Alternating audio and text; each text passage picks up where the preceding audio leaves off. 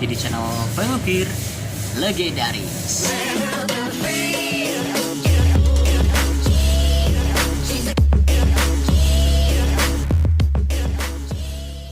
Oke semuanya, kali ini saya akan memberikan tips bagaimana untuk penyimpanan garnish bunga pepaya atau mungkin garnish yang lainnya.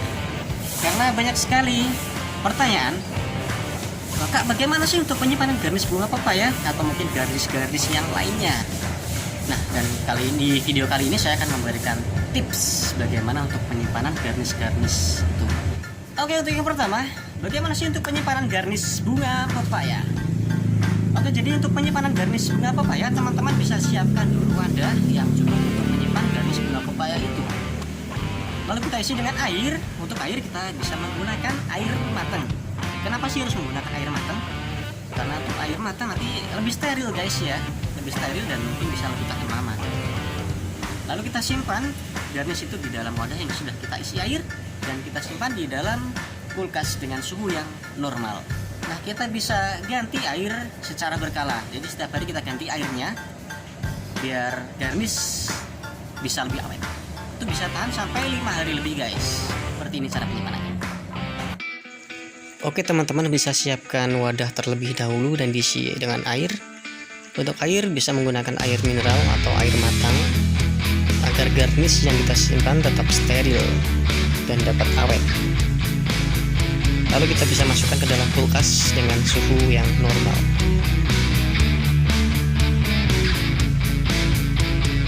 Dan untuk penyimpanan garnish bunga pepaya yang sudah diwarnai nanti berbeda lagi caranya, yaitu dengan cara kita simpan di dalam plastik kresek. Dan sebelum garnish bunga pepaya kita simpan di dalam kresek atau di dalam plastik, kita bisa basahi dulu dengan air atau bisa kita spray dulu dengan air supaya tetap segar. Lalu kita masukkan ke dalam kresek, tas kresek, lalu kita tali supaya kedap udara dan kita simpan di dalam kulkas dengan suhu yang normal. Seperti ini caranya.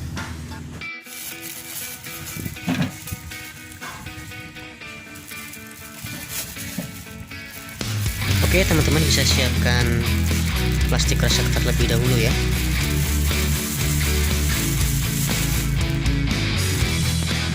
Oke, sebelum garnish kita simpan di dalam tas kresek, sebaiknya bisa kita basahi terlebih dahulu atau kita spray dulu dengan air agar garnish tetap segar. Setelah kita basahi atau setelah kita spray dengan air garnishnya, lalu kita bisa simpan di dalam tas kresek dan kita tali supaya kedap udara, dan kita masukkan ke dalam kulkas dengan suhu yang normal. Oke, untuk yang kedua, bagaimana sih untuk penyimpanan garnish yang berbahan labu kuning atau mungkin pumpkin? Nah, sama sih dengan penyimpanan garnish bunga pepaya, kita siapkan wadah dulu yang cukup untuk menyimpan garnish dari bahan labu itu. Lalu kita isi air dan kita simpan di dalam wadah itu. Setelah itu kita simpan di dalam kulkas dengan suhu yang normal. Seperti ini guys. Oke teman-teman, bisa siapkan wadah dulu yang berisi air. Setelah itu bisa kita masukkan garnishnya ke dalam wadah yang sudah berisi air dan bisa kita simpan di dalam kulkas dengan suhu yang normal.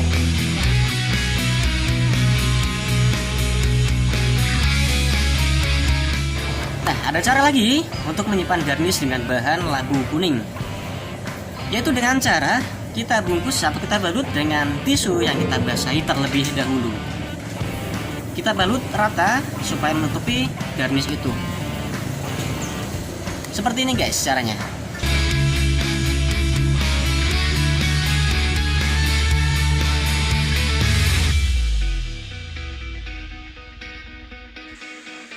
Oke teman-teman, bisa siapkan air terlebih dahulu dan juga tisu. Lalu kita basahi tisu terlebih dahulu untuk membalut garnish yang akan kita simpan di dalam kulkas.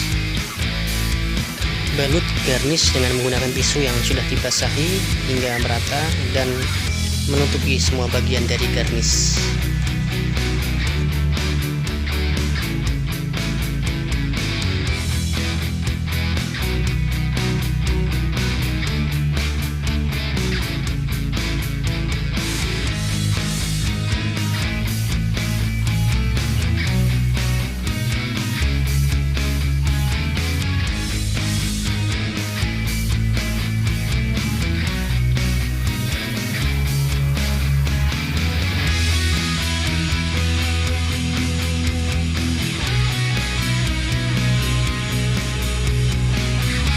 balut semua hingga merata dan menutupi semua bagian dari garnish.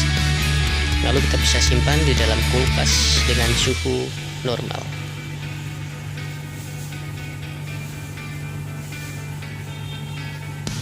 Oke, untuk yang ketiga, bagaimana sih untuk penyimpanan garnish yang berbahan wortel, timun, atau lobak?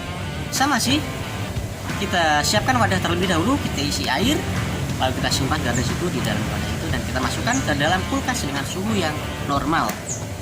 Nah, untuk penyimpanannya mungkin bisa kita sendirikan ya teman-teman. Jadi untuk bahan dari wortel kita sendirikan, dari bahan timun kita sendirikan, dari bahan lobak kita sendirikan, biar tidak terkontaminasi dengan bahan-bahan yang lainnya, karena itu bisa menyebabkan garnish cepat basi. Nah, seperti itu teman-teman. Oke, demikian tips dari pengukir legendaris untuk penyimpanan garnish sebelum pemakaian. Oke, semoga bermanfaat untuk semua teman-teman carver. Paling tidak video ini bisa bermanfaat lah untuk semuanya, untuk teman-teman yang mungkin baru belajar. Oke, sampai ketemu lagi di video berikutnya.